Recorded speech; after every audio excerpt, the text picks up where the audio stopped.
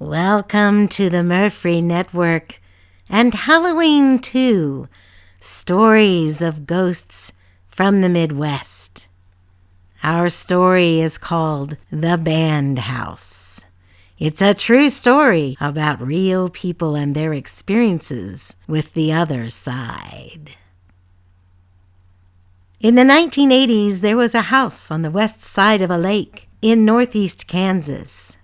This house was a 2-story house that had been moved so that the lake could be built. Many people lived in the house. Many came and went, musicians and magical people. There were lots of parties. Bands would set up on the front porch, and people would come and go all times of the day and night. Sometimes one of the girls who lived in the house had to stay there all by herself. She could never sleep at night, though, because as soon as she closed the doors and went upstairs to bed, she could hear people running up and down the stairs.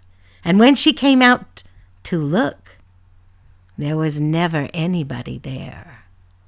Once after one of the parties, another girl stayed at the house. She was well known to those who lived there, a great friend, very practical girl. The girl who stayed in the house by herself woke up the next morning, and the girl who had stayed there was sitting on her bed, very, very upset. And she said, "I've been screaming your name for hours, but you never came down." The girl who was the guest had fallen asleep on one of the couches downstairs.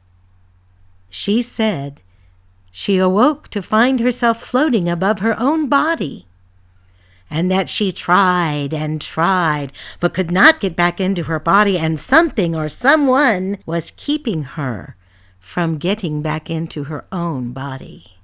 Finally, she was able to get back in her body and made herself jump up and run up the stairs to her friend's room. But she never, ever came back. Many people have many stories about this house. But I will tell you that many years later, the girl who had stayed alone in the house and another friend went back out to the house to see it. It was empty. No one was living there, but it was well kept, looked very nice. As they pulled in the driveway, the front porch swing started to swing. They thought, "That's just the wind." They looked in the windows and nobody was there. No furniture, no light. So they walked around the grounds, and as they walked, the girl who had stayed there once felt someone looking at her. All along her back and up and down her neck, she felt the shivers of someone watching her. She turned to confront the person or animal that was behind her and only saw the house. As she looked up the very top windows, she could feel someone looking at her, but saw nothing but blackness behind the windows.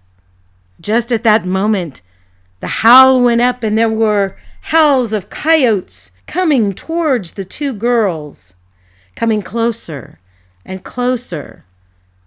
They got in the car to leave, backed down the driveway, and drove up the gravel road.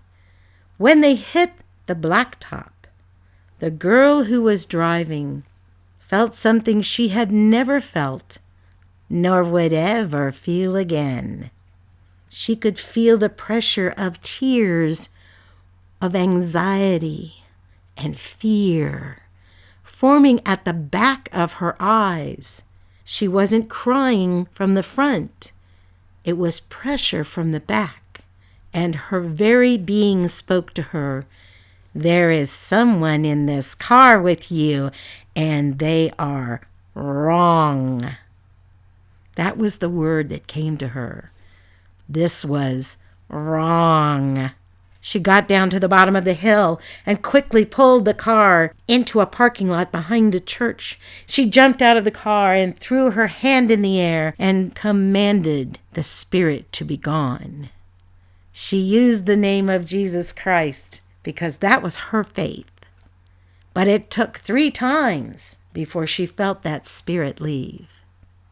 And that is the true story of the ghosts of the band house from the Midwest. If you enjoyed this ghost story and the other stories on the Murphree Network, please hit the like button and subscribe. More to come as we celebrate October. Until next time, take good care of yourselves and each other.